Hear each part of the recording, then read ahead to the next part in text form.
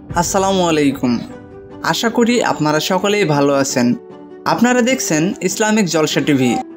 বন্ধুরা, আজকের ভিডিওতে আল্লাহর নবী হজরত ইব্রাহিম আলাইহিসসালামকে জ্বলন্ত আগুনে নিক্ষেপ করার একটি বিস্ময়কর ঘটনা সম্পর্কে বলতে চলেছি, যা শুনে আপনি বিস্মিত হয়ে যাবেন।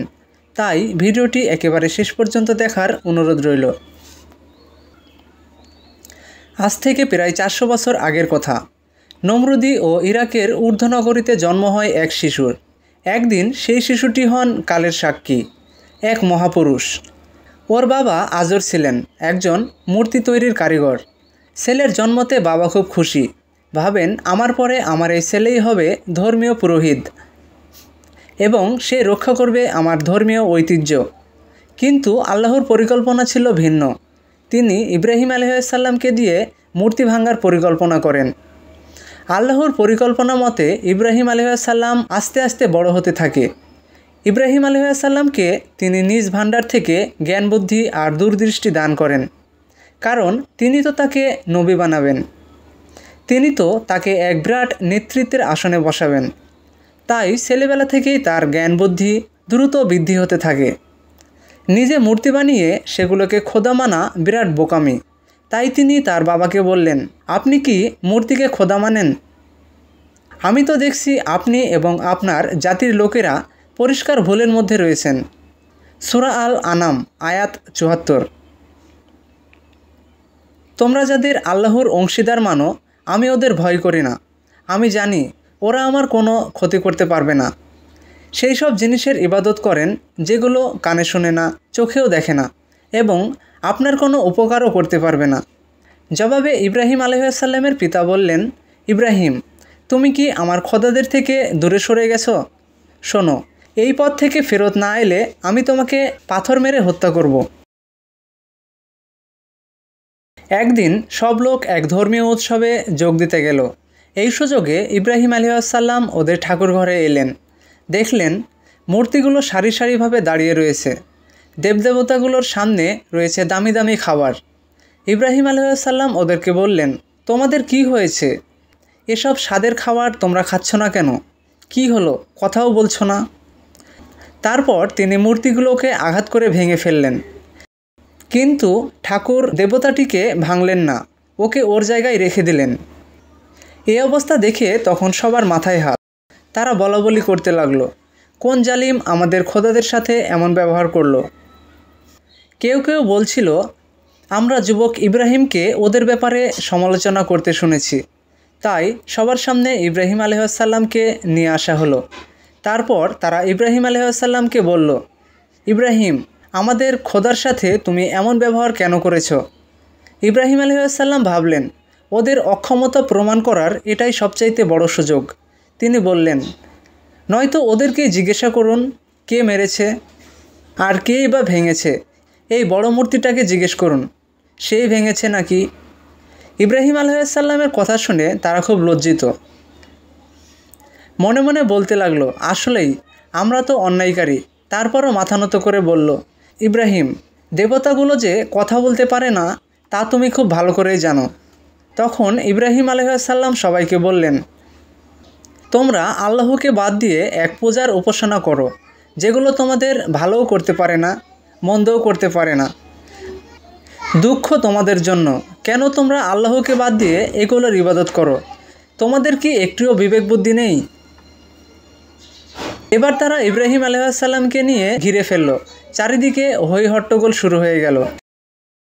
ইব্রাহিম আলাইহিসসালাম জোর গলায় বলতে লাগলো, তোমরা কি তোমাদের নিজের হাতে বানানো মূর্তির ইবাদত করবে? অথচ তোমাদের সৃষ্টি করেছে মহান আল্লাহ তাআলা। শেষ পর্যন্ত ইব্রাহিম আলাইহিসসালামের বিষয়টি তারা রাজদরবারে তুলল। তাদের রাজা ছিল নমরুদ। অতঃপর ইব্রাহিম আলাইহিসসালামকে নমরুদের সামনে হাজির করা হলো। নমরুদ ইব্রাহিম আলাইহিসসালামকে বলল, তোমার প্রভু কে? জবাবে ইব্রাহিম আলাইহিসসালাম বললেন, আমার প্রভু তিনি যিনি জীবন দান করেন এবং মৃত্যু দেন। তখন নমরুদ বলল, আমিও মানুষকে মারতে পারি, আবার জীবিতও রাখতে পারি। এরপর নমরুদ এক মৃত্যুদণ্ডে দণ্ডিত দুইজন কয়েদিকে এনে তার সামনে হাজির করল। তার ভিতরে একজনকে হত্যা করল আর একজনকে ছেড়ে দিল। তখন ইব্রাহিম আলাইহিসসালাম বললেন, আমার আল্লাহ সূর্য পূর্ব দিক থেকে ওঠান। তুমি যদি সত্যিই প্রভু হয়ে থাকো তবে পশ্চিম দিক থেকে সূর্য ওঠাও দেখি। সূরা আল বাকারা আয়াত 258। এভাবেই ইব্রাহিম আলাইহিসসালামের যুক্তির কাছে রাজা প্রজারা সবাই পরাজিত হলো। তাই ইব্রাহিম আলাইহিসসালামের কাছে পরাজিত হয়ে তারা তাদের ওপর ক্ষিপ্ত হয়ে উঠল। অন্ধ বর্বরতায় মেতে উঠল তারা সিদ্ধান্ত নিল ইব্রাহিম আলাইহিসসালামকে হত্যা করার। কিন্তু কিভাবে হত্যা করবে? তারা ফয়সালা করল বিরাট এক অগ্নিকুণ্ড বানাবে, তারপর তাকে পুড়িয়ে মারার সিদ্ধান্ত নিলেন। যেই কথা সেই কাজ, তাই এক বিরাট অগ্নিকুণ্ড বানানো হলো। এটা ছিল ইব্রাহিম আলাইহিসসালামের জন্য বড় পরীক্ষা। আল্লাহ ইব্রাহিম আলাইহিসসালামকে বাঁচিয়ে নিতে চাইলেন। তিনি দেখতে চাইলেন ইব্রাহিম আলাইহিসসালাম কি জীবন বাঁচানোর জন্য ঈমান ত্যাগ করে নাকি ঈমান বাঁচানোর জন্য জীবন কুরবানি করে। হাজার হাজার শ্রমিক দিয়ে বিশাল বড় গর্ত খনন করা হলো। তাতে রাজ্যের বড় বড় গাছগুলো ভরে ইতিহাসের সবচাইতে ভয়াবহ আগুন লেলিহা তৈরি করা হলো। এরপর ইব্রাহিম আলাইহিসসালামকে সেখানে হাজির করা হলো। গর্তের আগুনগুলোর বিশালতা চারিদিকে ছড়িয়ে পড়ল, আর এর আগুন এতটাই প্রখণ্ড হলো যে কোনো মানুষ গর্তের কাছাকাছিও যেতে পারল না। তারা ইব্রাহিম আলাইহিসসালামকে আগুনে ফেলার জন্য একটি বড় উপায় বের করলো। একটি চরক তৈরি করলো।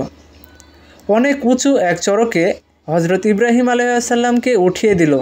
তাকে আগুনের মাঝখানে ফেলে দেওয়া হবে। তিনি আগুনে পুড়ে কিভাবে ছাই হয়ে যাবে সেটা দেখার জন্য নমরুদ এবং তার মন্ত্রী পরিষদের এক অনূর্ধ্ব একটি উঁচু মঞ্চ তৈরি করলো। আর সেখানে বসেই দেখছে হজরত ইব্রাহিম আলাইহিসসালামকে চরকে ঘুরিয়ে কিভাবে আগুনে ফেলা হবে। সেই মুহূর্তে তার ঈমান পরীক্ষা করার জন্য আল্লাহ তাআলা জিবরাইল আলাইহিসসালামকে বার্তা পাঠালেন। হজরত জিবরাইল আলাইহিসসালাম বললেন, হে ইব্রাহিম, আপনাকে আগুনে ফেলে দেওয়া হচ্ছে। আপনি আমার কাছে সাহায্য চান, আমি আপনাকে বাঁচিয়ে দেব। হজরত ইব্রাহিম আলাইহিসসালাম বললেন, আমি তোমার কাছে কেন সাহায্য চাইব? আমি তো কোনো অন্ধ খোদার ইবাদত করি না, যিনি তার বান্দার দুঃখ কষ্টগুলো নিজের চোখে দেখে না।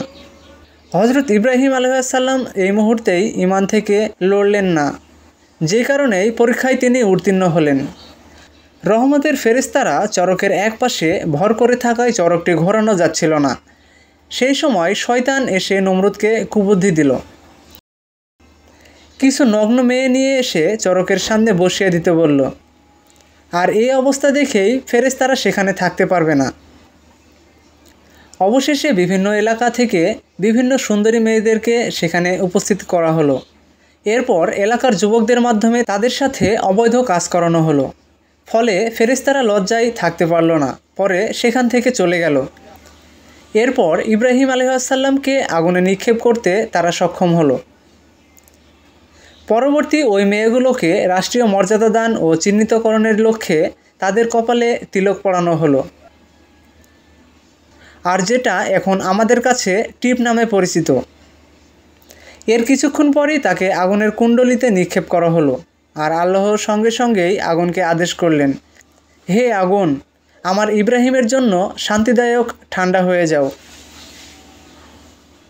হজরত ইব্রাহিম আলাইহিসসালাম আগুনের মধ্যে নিক্ষিপ্ত হলেন, কিন্তু পুড়ে ছাই হচ্ছেন না, সুস্থ সুন্দর আছেন। এটা দেখে নমরুদ সহ্য করতে পারছিল না, তাই সে আগুনকে প্রতিহুহাকার দিয়ে বলল, হে আগুন, আমার দুশমনকে তুই কেন জ্বালাতে পারছিস না? তোর পোড়ানোর শক্তি কি রহিত হয়ে গেছে? সেই সময় আগুনের মধ্যেও আওয়াজ বের হয়ে এলো, হে নমরুদ, আমার মধ্যে রাজ্যশক্তি আছে কি নেই আর পোড়ানোর শক্তি আছে কি নেই তুই নিজে আয়, তোকে সহ তোর তামান দুনিয়া পুড়িয়ে ছারখার করে দিতে পারি। কিন্তু ইব্রাহিম আলাইহিসসালামের একটি পশমও পোড়াতে পারি না, কারণ পৃথিবীতে যা কিছু আছে সব কিছুই আল্লাহর হুকুম মেনে চলে।